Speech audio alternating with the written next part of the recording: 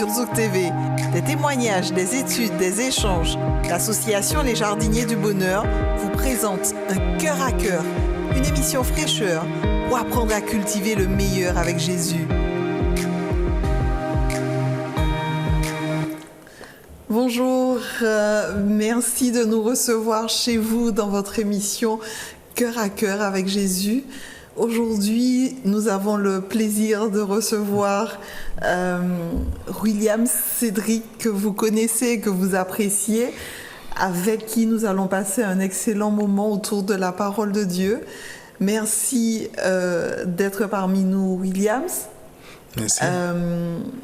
Avant de commencer, nous allons prier, demander à Dieu, Jésus, de nous éclairer, de nous conduire dans ce partage afin qu'il soit fructueux pour tous. Notre Père, nous te bénissons pour ce moment de partage. Accorde-nous le Saint-Esprit dans notre vie et que nos éditeurs, nos téléspectateurs et nous soyons édifiés. Au nom de Jésus, nous t'avons prié. Amen. Amen. Merci. Cœur à cœur avec Jésus. Le Saint-Esprit, nous avons un peu discuté autour du Saint-Esprit lors de notre dernière rencontre. Aujourd'hui, nous voyons que notre calendrier est rythmé par certaines fêtes. Pour certains, c'est l'occasion de vaquer à leurs occupations. Pour d'autres, ce sont des fêtes religieuses qui ont une grande influence, un grand impact dans leur vie. Prenons celui de la Pentecôte. Pourquoi la Pentecôte? Qu'est-ce que la Pentecôte? Où la Pentecôte nous conduit-elle? Est-ce qu'il y a des leçons particulières à tirer de cette fête? Oui, nous savons qu'on vit dans un monde où la tradition est très forte. Où les gens suivent parce que, comme on le dit tout le temps, tout le monde a fait ainsi. On ne se remet même pas en question de certaines choses que nous faisons même aujourd'hui. D'où vient la Pentecôte? La Pentecôte, c'est le mot penta, c'est 50 jours. On voit 50 là-dessus. Ça vient des fêtes juives. OK? Et beaucoup de chrétiens aujourd'hui, on est à la Pentecôte, mais le calendrier juif est organisé. Il y a deux types de calendriers dans la religion juive. Il y a le calendrier civil et le calendrier religieux. Et la Pentecôte sort du calendrier religieux. Okay. Puisqu'il y a, dans le calendrier religieux, il y a deux parties. Il y a les fêtes du printemps, dont nous avons la Pâque. Et entre la Pâque et la Pentecôte, nous avons la fête des pains sans levain et la fête des prémices. Après ces fêtes, il y a la Pâque, il y a la Pentecôte. Maintenant, la Pentecôte, c'est la dernière fête du printemps. Et maintenant, il y a les fêtes de l'automne qui commencent avec quoi? La fête des trompettes, où on annonce un jugement à venir. Ensuite, il y a la fête de quoi? La fête le jugement investigatif, du Yom Kippour, donc, où on fait le jugement investigatif, donc l'expiation. Waouh, c'est très compliqué tout ça. Après, il y a la fête des tabernacles où on se réjouit. Tout cela qui a été donné depuis l'Ancien Testament, Dieu avait pour but d'enseigner une leçon spirituelle à son peuple. Ces fêtes prédisent la venue de Jésus-Christ et son ministère sur la terre, et nous aussi à travers cela. Extraordinaire.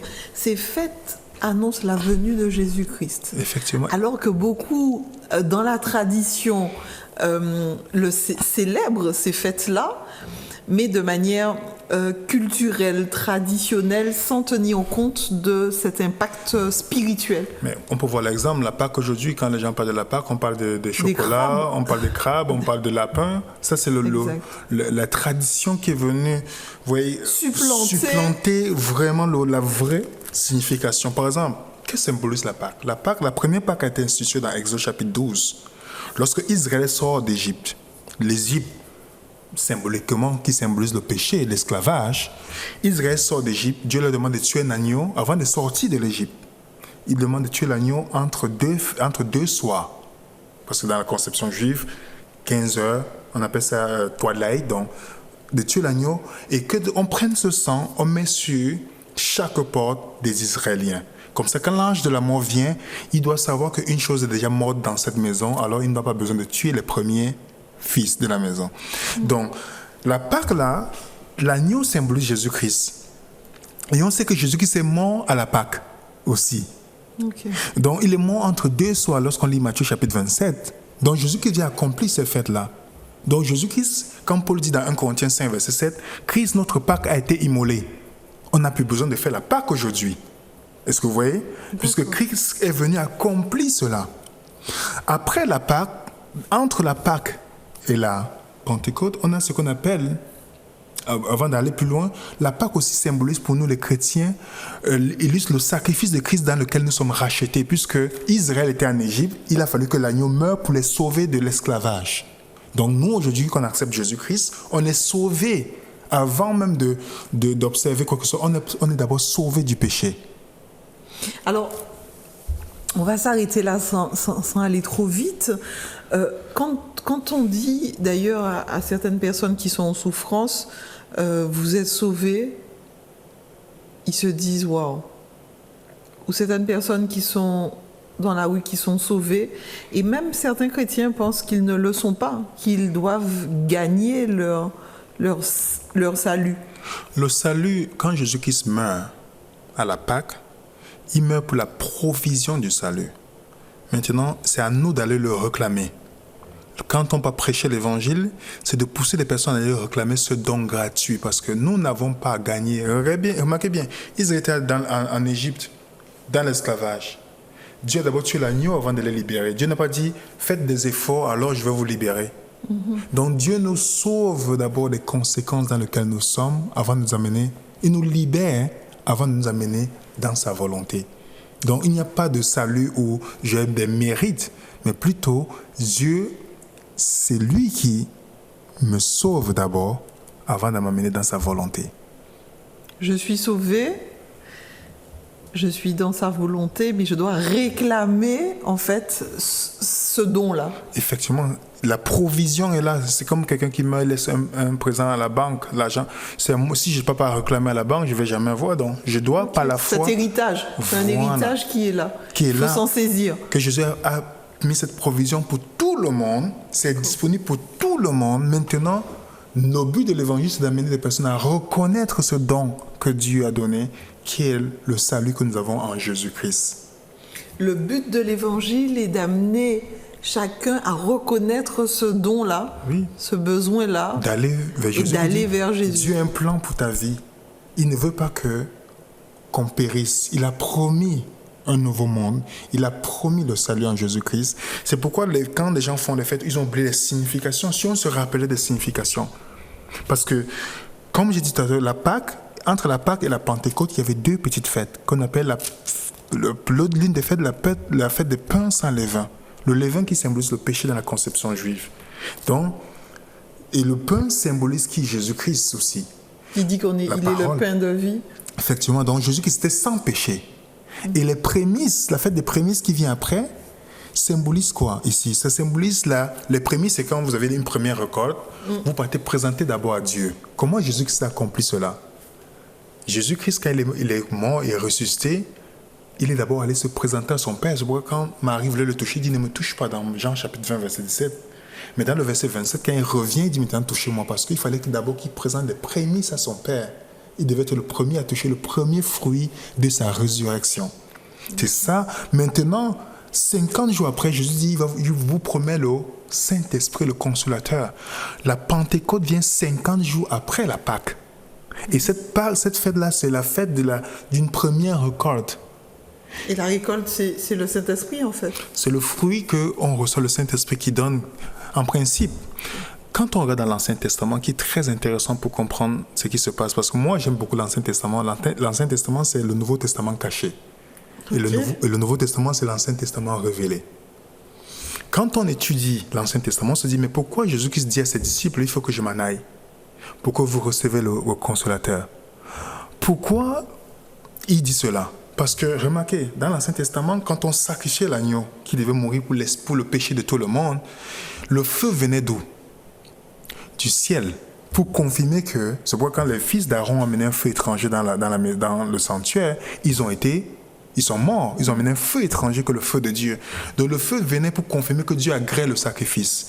C'est pourquoi Jésus dit, la raison pour laquelle vous allez voir que j'agrée, que le sacrifice est agréé, vous allez recevoir le Saint-Esprit. C'est pourquoi dans le langage de Luc, dans Actes chapitre 2, il parle de feu. Mais remarquez, il y a une chose qui s'est passée avant que la Pentecôte n'arrive. C'est le fait qu'ils ont choisi un 12e disciple. Ils sont précipités pour choisir un 12e disciple. Parce que, c'est ce qui est encore intéressant, que les chrétiens, vu qu'ils ont mis l'Ancien Testament de côté, ils ne comprennent pas que quand Jésus-Christ monte dans le ciel, il part dans un service du sanctuaire. Et dans ce service de sanctuaire, qui est aussi lié aux fêtes juives, qu'est-ce qu'il y a? Il fallait que le souverain sacrificateur commence son service avec 12 pierres, qui représentent les 12 tribus d'Israël dans Exode chapitre 28, et qui représentent les 12 apôtres dans la mission que Jésus-Christ vient.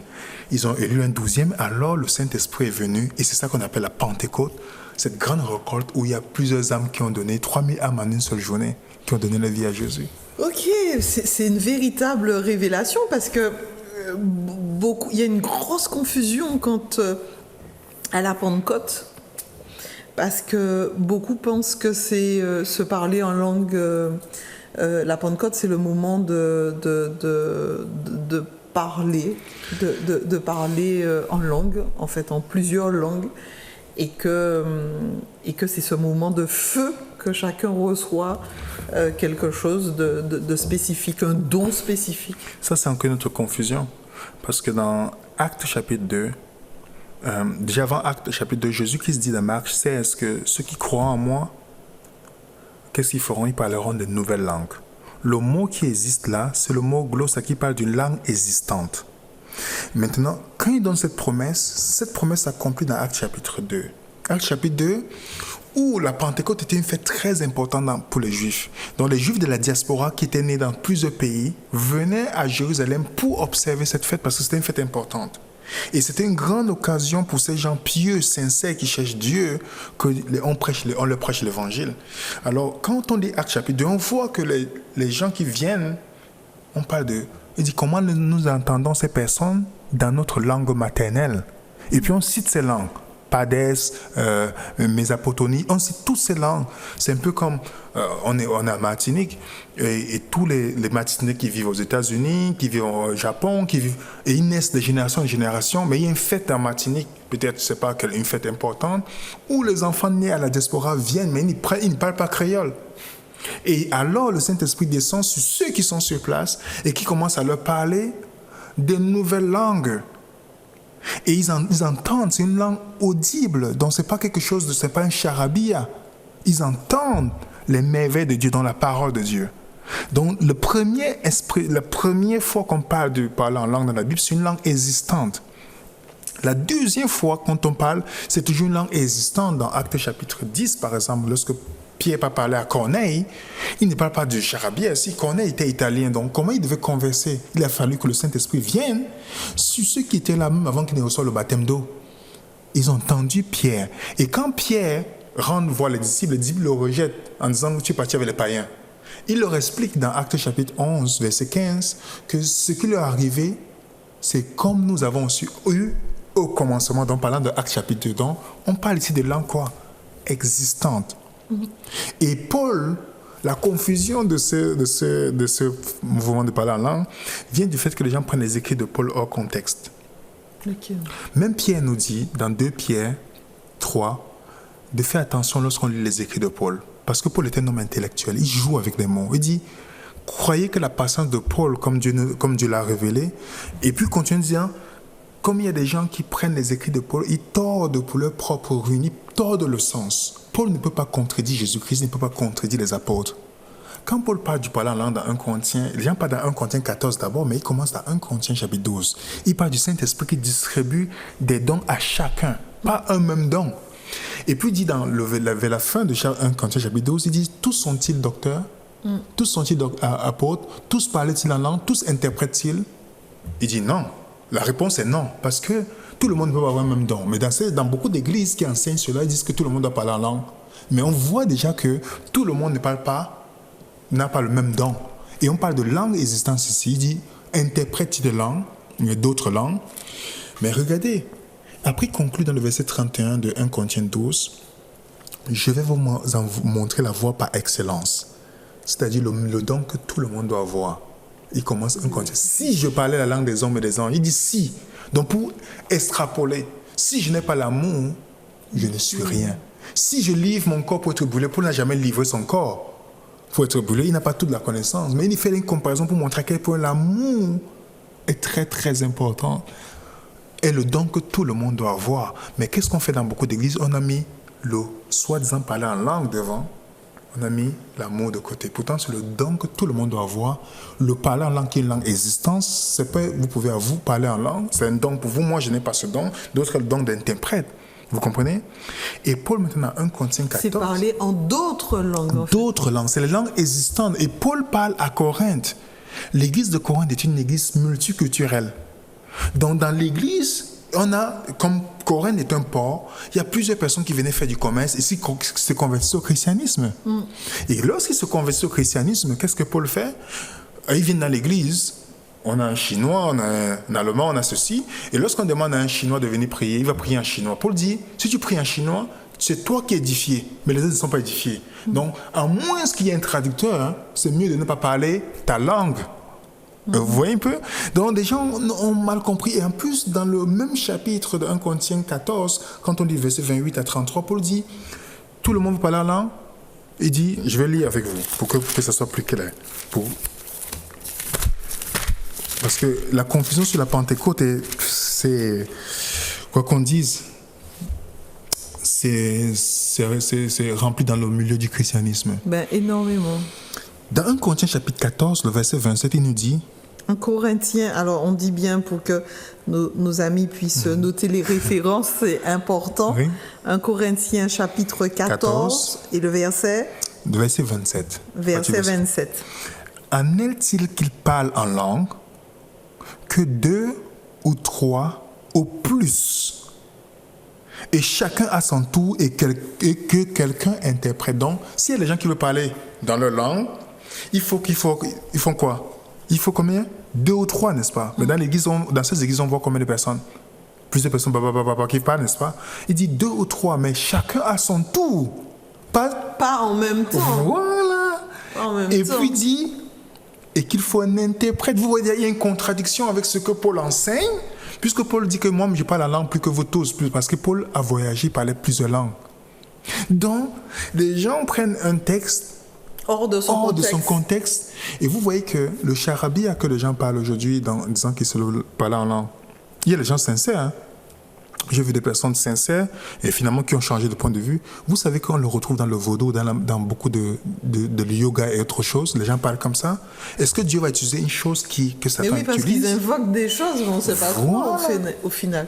Il y a un pasteur que je connais qui était dans ce mouvement-là. Et un jour, il s'est posé la question, mais pourquoi ce n'est pas clair dans la Bible?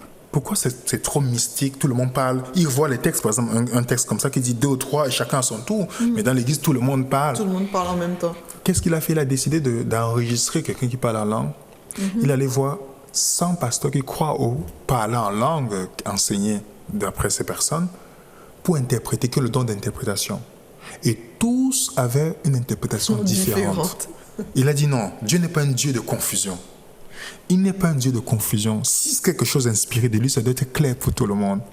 Et on a vu, il n'y a aucun texte où Jésus dit de parler le charabia. Il n'y a aucun texte où Pierre ou les apôtres. Et en plus, comment on va prêcher? Quand Paul dit dans 1 Corinthiens 14, si les objets inanimés rendent un son confus, qui va se préparer pour la guerre? Si on te prêche un évangile dans la confusion, comment tu vas reconnaître Jésus-Christ dedans? Comment on va reconnaître? Donc la Pentecôte, dans ce temps, c'était recevoir le Saint-Esprit, prêcher l'évangile à des personnes qui étaient présentes. Et comme ces personnes, il y avait les étrangers, les gens qui parlaient d'autres langues, il fallait à tout prix que Dieu, comme il a promis dans Marc chapitre 16, qu'il parle ces langues existantes pour que ces gens entendent l'évangile et donnent leur vie à Jésus-Christ. Extraordinaire. Et on est confronté à cette confusion, à cette contrefaçon, j'ai envie de dire, de la véritable mission du parler en langue, qui est de pouvoir, en d'autres langues, on aurait pu dire d'ailleurs, le parler en d'autres langues pour répandre l'évangile. Effectivement, parce que le signe qu'on a reçu Saint-Esprit ne veut pas dire qu'on parle en langue seulement. Puisque dans Actes chapitre 2, on voit qu'ils ont reçu, je pense, le verset 41, les gens qui ont reçu le Saint-Esprit mais n'ont pas parlé en langue. Donc le parler en langue n'est pas signe de réception du Saint-Esprit. Puisqu'il y a des gens qui parlent plusieurs langues dans le monde. Absolument. Absolument. Donc il y a des gens qui parlent 10 langues, 15 langues, vous comprenez? Et c'est quand même extraordinaire quand on entend certaines personnes qui pratiquent le parler en langue, qui disent c'est entre Dieu et eux, ils s'édifient eux-mêmes, alors qu'on doit, le Saint-Esprit nous invite à édifier les autres. 1 Corinthiens 12 nous dit que le don est pour l'édification des autres. J'ai un cousin qui était entré dans un mouvement charismatique et autres. Et un jour, j'étais parti lui rendre visite. Il était dans la douche, il était en train de crier. Moi, j'étais un peu surpris. Et alors, je lui demande, j'attends qu'il sorte de la douche. Je dis, bon, qu'est-ce que c'est? Moi, je pensais qu'il y avait quelque chose. Et puis, une cousine me dit, non, c'est comme ça qu'il fait souvent. J'attends qu'il sorte. Après, il s'habille. Quand il revient, je lui dis, mais qu'est-ce qui se passe? Tu luttais avec? Il dit, non, je prie en langue. Tu ne connais pas ça? Je dis, mais est-ce que c'est comme ça? Est-ce que tu entends même ce que tu dis? Il dit, non, le but, c'est que c'est seulement Dieu qui sache. Que Satan n'entende pas ce que je demande. Je dis, mais et toi-même, tu sais ce que tu as demandé? Il ne sait même pas ce qu'il a demandé. Il me dit, non, il dit, mais si Dieu répond, comment tu sais qu'il a répondu? Exact. Il dit que donc, tu demandes quelque chose que tu ne sais même pas. Et en plus, c'est la confusion, tu n'entends même pas toi-même. Okay. Et il y a d'autres qui vont s'essayer à apprendre aux autres à parler, ils vont mettre les mains, il faut que tu parles. Mais on voit que c'est le Saint-Esprit qui donne. Ce n'est pas quelqu'un qui enseigne. Vous comprenez? Ce n'est pas quelqu'un qui dit, je vais te donner ce don-là. C'est le Saint-Esprit qui donne à qui il veut. Mais c'est un faux Saint-Esprit, en fait. Effectivement. Dans chaque chose que Dieu a créée, la contrefaçon. Et c'est très dangereux, tout ça. Oui. C'est pourquoi nous devons étudier la Bible, éprouver. On peut prendre un texte hors de son contexte. Nous devons toujours comparer la Bible avec la Bible pour voir ce que Dieu nous enseigne sur la question.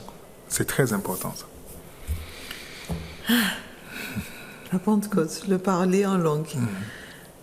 Parler en d'autres langues pour prêcher l'Évangile, pour que l'Évangile puisse se répandre sur toute la surface de la planète et que cette bonne nouvelle puisse atteindre chacun. Effectivement. Ben, c'est plus heureux comme ça, la Pentecôte. Mais c'est quand même incroyable de voir l'influence de ces fêtes dans le calendrier séculier et qui attestent la venue de Jésus, quand certains pensent que ce n'est pas vrai, qui n'est pas venu. Oui, mais le point aussi, c'est qu'on vit dans un monde de confusion. Vous savez que Satan, son but, c'est de faire... Il va prendre tout ce que Dieu a donné pour qu'on perde le vrai sens.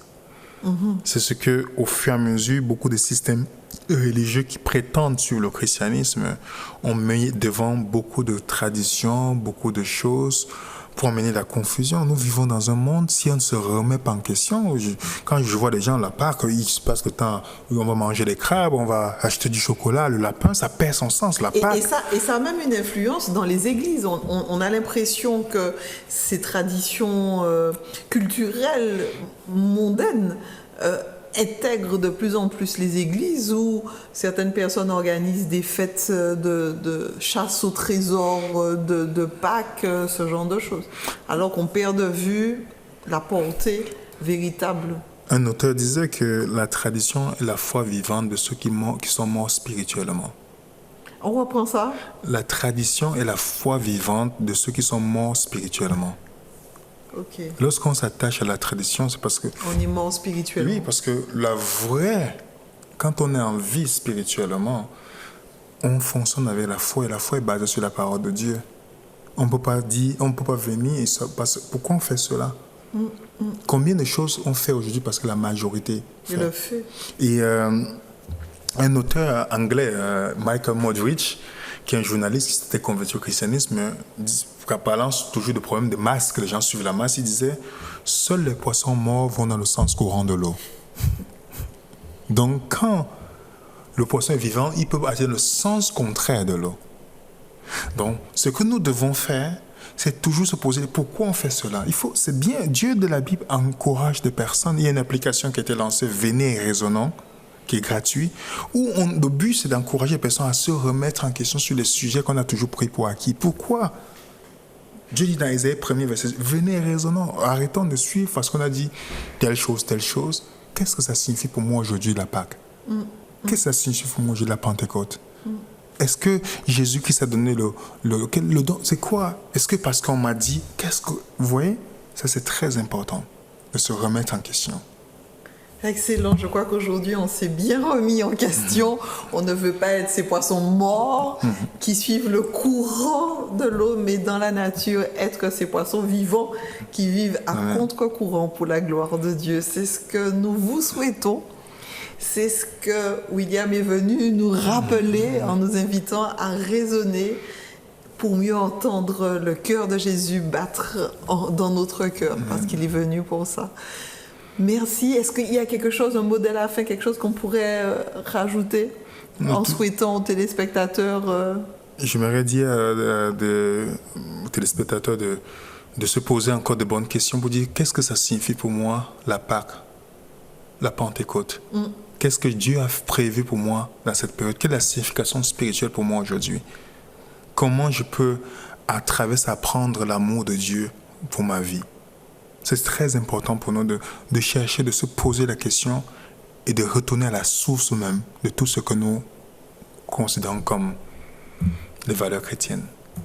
Excellent, c'était le mot de la fin. Allons à la source pour pouvoir être abreuvés et qui sait être comme la parole de Dieu nous le déclare, être une fontaine qui jaillira jusque dans l'éternité.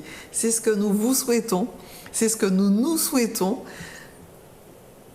Maintenant, tout de suite, Dieu est en mesure de le faire et nous vous donnons pour ce faire un prochain rendez-vous à cœur avec Jésus. À très bientôt, amis téléspectateurs.